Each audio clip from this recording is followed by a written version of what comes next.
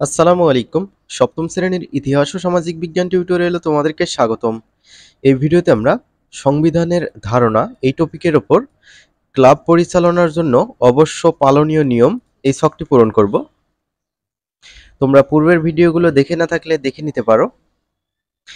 খুশি আপা আরও বললেন, ক্লাব পরিচালনার জন্য কিছু নিয়মকানুন থাকলে ভালো হয়, তাই না? রাজীব বলল, জি আপা, এই নিয়মকানুনগুলো লিখিতভাবে থাকলে ভালো হয়।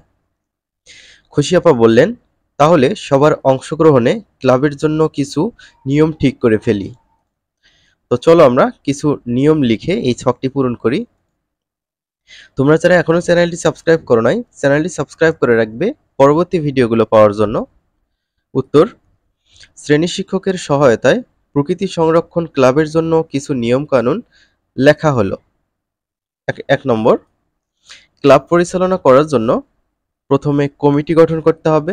২ নম্বর, সকল সদস্যদের প্রত্যক্ষ ভোটের মাধ্যমে কমিটির সদস্য নির্বাচিত হবে। ৩ নম্বর, কার্যকরী কমিটি কতজন বিশিষ্ট হবে তা নির্ধারণ করা। ৪ নম্বর, ক্লাবের সদস্যদের চাঁদার হার নির্ধারণ করতে হবে। ৫ নম্বর, চাঁদা আদায়ের পদ্ধতি কিরূপ হবে।